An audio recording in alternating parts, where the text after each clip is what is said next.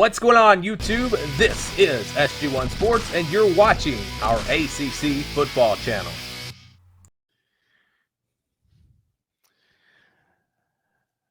So LSU has a national championship, but I got to consider Clemson to still be the gold standard in college football, and Alabama's in the discussion, of course, as well. We're talking spring football and going to Clemson with Pigskin Pete. How you doing today, man? Here it is. I am, Mark. I'm amazing and fantastic. And I forgot to put my sunglasses on. I'm gonna have to put them on, otherwise I'm gonna hear the whole time why they're not on. So I'm gonna put them on for you. Yeah, it's part of the deal. Yeah, it's part of the deal. The look. I'm looking for a sunglass sponsor out there. If there's any sunglass companies out there that want to send me free sunglasses, because I've got about 150 pair. Well, probably not that many, but a lot. And yeah, you can advertise on the show, and I'll wear your sunglasses. So we're not looking at the same sunglasses every time. No, I have a bunch of different ones. Okay. I see. I wouldn't pick up on that. I'm not the most perceptive guy in the world. Right. I've got one pair. They cost me about $8. So that's how I roll. I've got some of those. I've got some of the high dollar ones and some of the low dollar ones. And quite honestly, on camera, you can't really tell the difference. So. All right. Clemson football. All right. You guys are in good shape, licking your wounds after a championship loss. But still, man, this thing is just on a roll when it comes to picking up recruits and it just being a destination for the top players in the country. But the defense is going to look a whole lot different here in 2020. You had that famous group in 2018, that defensive front that could be considered the greatest in college football history when you both look at productivity at the collegiate level and then as that translated to NFL draft status. How would you evaluate how they played with all the new players up front last year in comparison? Well, it was a totally different looking defense altogether. Clemson's normally played a 4-3 under Brent Venables when they've had the defensive line to do it. This year they played a lot of 3-4. And I expect them, with the veterans that are coming back this year, as well as some of these amazing guys that are coming in this year that aren't just going to be role players like a lot of the freshmen are. I think you're going to see a lot of first day one starters on that defensive line that are freshmen. And so I expect to see a lot more of the 4-3. As far as the way they played last year, they played as well as they could with the personnel that they had. Honestly, I mean, I wasn't disappointed. It was just a different looking type of defense, but I still think they held their own for them. And listen, they were number one defense in the country up until they played LSU. So I can't complain about that. All right, let's kind of take it through in regards to the three levels.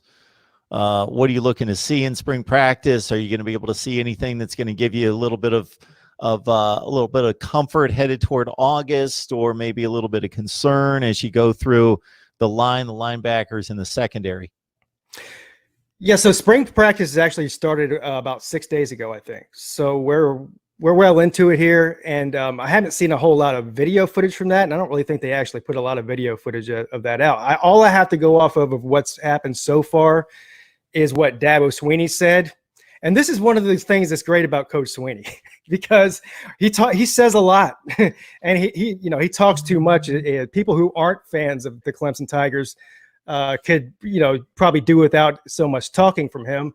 But if you're a fan, he gives me a few things to say. Yeah, I go after him once in a while. But the good thing about him, if you're a fan, is he'll give you no shortage of information. He'll guard them a little bit as far as injuries go. That's probably more of a personal thing with him. But the favorite thing I like about Swinney, when he's evaluating these new guys and trying to get across to the fans and the media about what kind of player they are, because he's been there for so long, Coach Swinney has at the university, he's always comparing this new guy to a guy from the past, whether it's from 2 years ago or from 15 years ago, right? So he always makes these comparisons, and he'll kind of give you a little bit of insight into what kind of player they're going to be. A couple of minor injuries, I think, in this spring practice so far. Brian Brzee, who's was the number one overall player in the country, defensive tackle. I think he was a little bit banged up with like a twisted ankle or something. No, but luckily, not unlike last year, I don't see any major injury problems going on so far this year. So that's a good thing. Just a couple of nicks and bruises, normal stuff when you start spring practice. But the guys I'm looking forward to seeing the most, both in spring practice and in the spring game a month from now, is always going to be the incoming hotshot guys, right? So Brian Brzee, Miles Murphy, DeMarcus Bowman, the running back out of Florida, who was Mr. Football in Florida last year, 2019. So he's a great player. Demonte Capehart, DJ Uiagalelei, the hotshot quarterback is coming in from California. Trey Williams, defensive tackle. Fred Davis, cornerback. Eddie Williams Jr., wide receiver. Trenton Simpson, the linebacker. So there's a bunch of guys. And that's always what I focus on when I go to these spring games, because I go to these spring games every single season now. It's sort of a tradition for me to go with a couple of my buddies. Some of you know some of them from your chat room on YouTube here. But those are the ones I always look forward to seeing the most are the new guys. So, yeah, you just spit out like a dozen 4 and 5 stars. Yeah. If you could pin it down to 2 or 3 in regards to maybe a little higher expectation of what you're going to see, not just in the spring game, but maybe because of situational, positional need, plus just their outstanding ceiling, that they could actually make a pretty serious impact in the fall. Yeah, so at least 2 of these will be defensive linemen. Brian Brzee, who is the guy I'm looking forward to, out of all of these recruits, to seeing the most. I have just been blown away from his tape. And I realize high school tape and highlights and things like that, you can only learn so much from that, right? But looking at some of these like elite top level players, high school tape over the past, say, 15 years, the only one I could say that was as dominant as this guy was at the high school level on the defensive line was Jadeveon Clowney from South Carolina. And so that's what you see from Brian Brzee on his high school tape.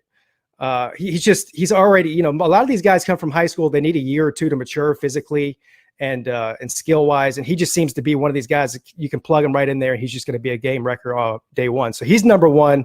Also at defensive end, Miles Murphy.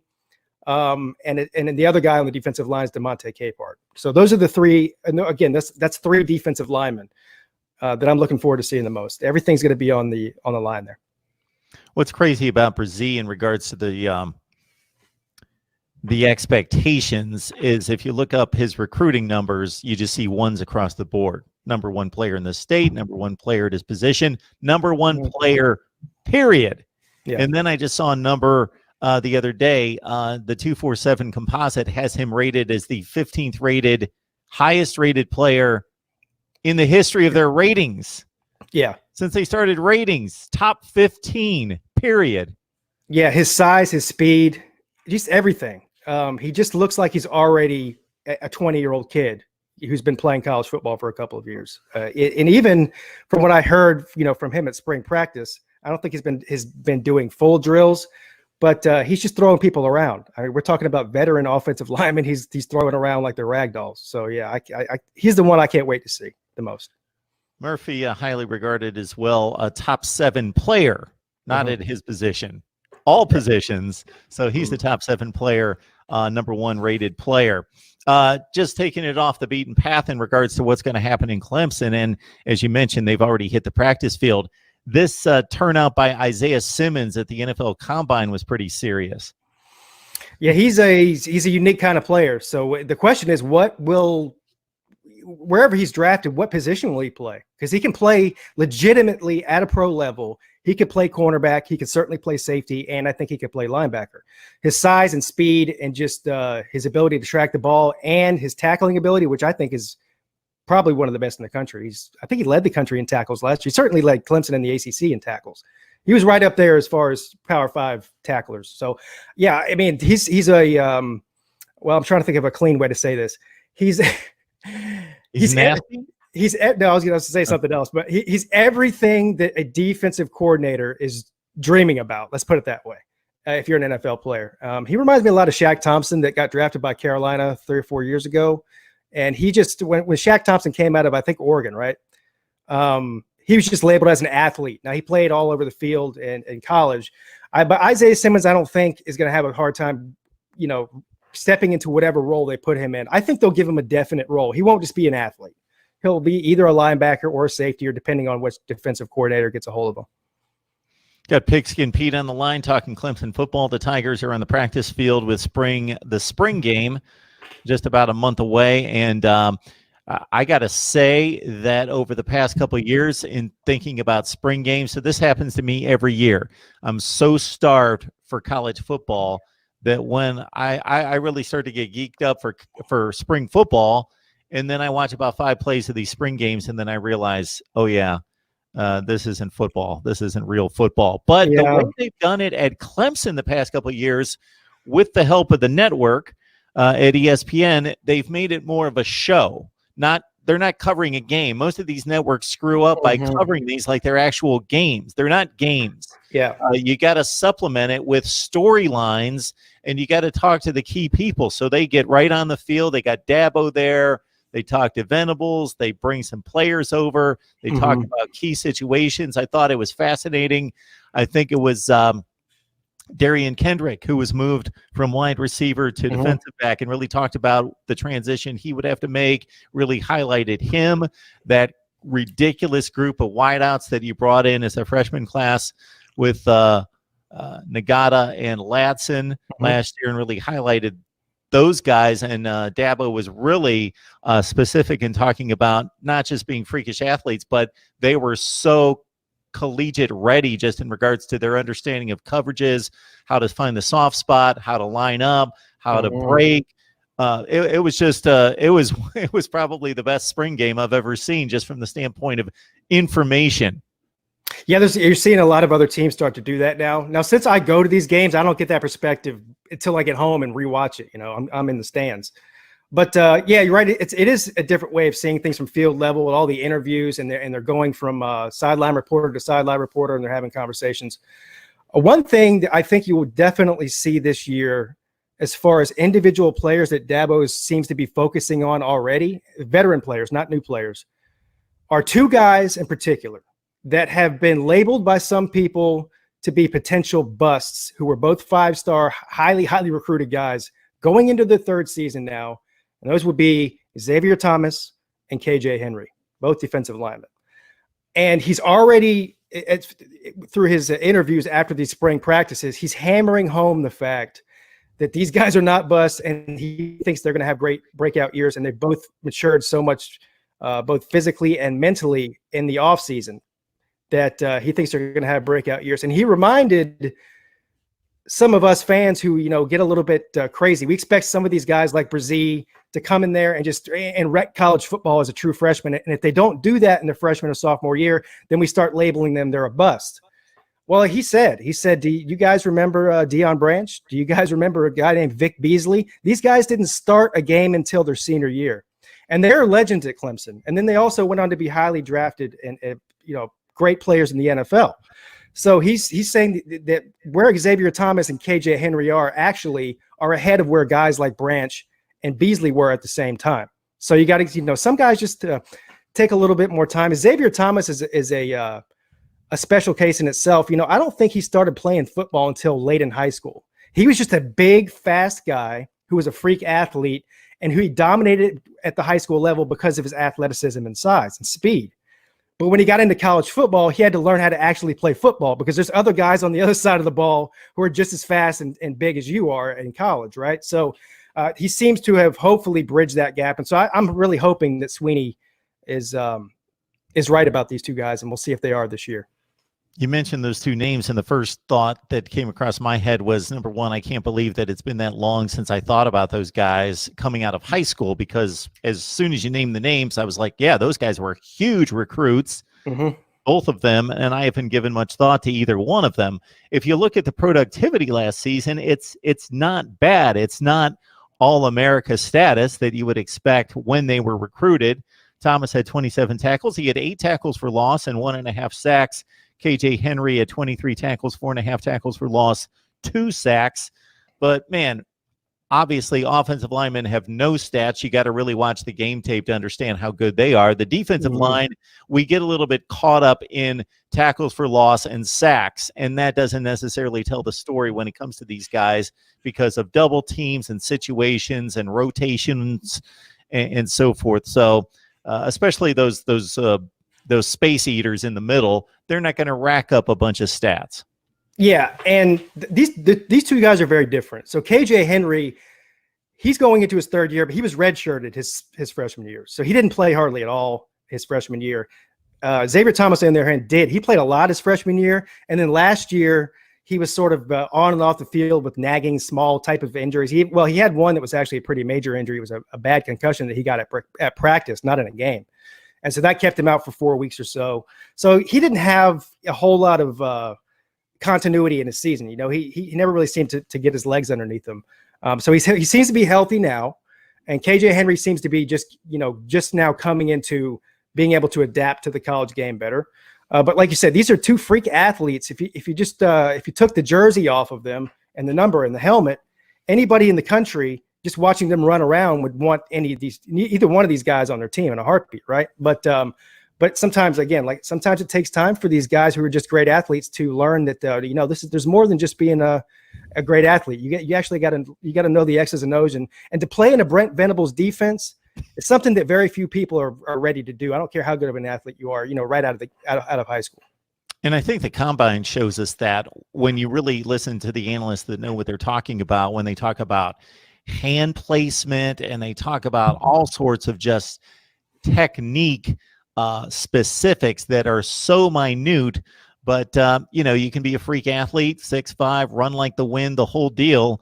But if you don't have at least good technique, obviously the athleticism needs to be there, then you're not necessarily going to be the player that the scouts saw when they saw you on the field for the first time and working out. And Sweeney, another one of his, cheesy things that he says, but it's actually a lot of truth in it, is that he says sometimes you'll see a guy that has 5-star talent, but he's only a 3-star commitment. Or some guys that have 3-star talent, but they're 5-star commitment. So as long as these guys that have this talent can stick with it and don't get frustrated because they're not starting and they're a 5-star guy after 2 years and then they, transfer out or quit school or whatever it is, if they stick with it, eventually, if you're working with Brent Venables and you have that kind of talent and you have commitment, you're going to be great eventually. Clemson's on the practice field. We're talking to Pigskin Pete about the Tigers hoping to reclaim a national championship, and obviously they own the ACC. As soon as you mentioned 5-star commitment versus 3-star talent, I thought of Hunter Renfrow. Adam Humphries obviously was the forerunner to that position. For as good as this wide receiver core is, do they miss that? Of course, they miss that guy, but do they miss that type of player, the Julian Edelman type that can convert the 3rd and 5? They sure do. Yeah, he was a hard guy to replace. The offense looked a lot different without Renfrow. Third and Renfrow is what we called him at Clemson, and that's translated over to the Raiders. He's the biggest third down guy in the history of our program. And he just never dropped the ball. I think it was 2017? He didn't have a single drop the whole season, not one. And he was the only guy in the country that didn't have a single drop in the whole season. So yeah, that does hurt. Having a guy that's that reliable to catch the ball whenever you need him to catch it is going to hurt. We thought, or at least I thought, and I know some other fans thought, that Amari Rodgers would step into that role last year. But at the end of the day, they're not the same player, right? I mean, Amari Rodgers is uber talented guy. He's dangerous with the ball in his hands, but he's not Hunter Renfrow. And Hunter Renfrow is not Amari Rodgers. They both have a different type of skill set. So the question is, I mean, I don't know how you replace a Renfrow 2 years later. Who will step into that role, and who will it be, and can it even be done? I don't know. Got Pigskin Pete on the line talking Clemson football, and we'll see the Tigers on the practice field for their spring game in just about a month. As you look across the country, as we head toward, get through the spring, head toward August, after that elite level of what we expect, and we'll see if LSU is going to stay around or they're a one-hit wonder, but if they're going to stay in that Alabama, Clemson, Ohio State place, who intrigues you across the country, whether it's one team, 2 or 3 teams, as possibly breaking through this year and joining that level? Oregon. There's no question about it. And I know Herbert's gone, and that's the biggest question mark, is what will his replacement do compared to what he did?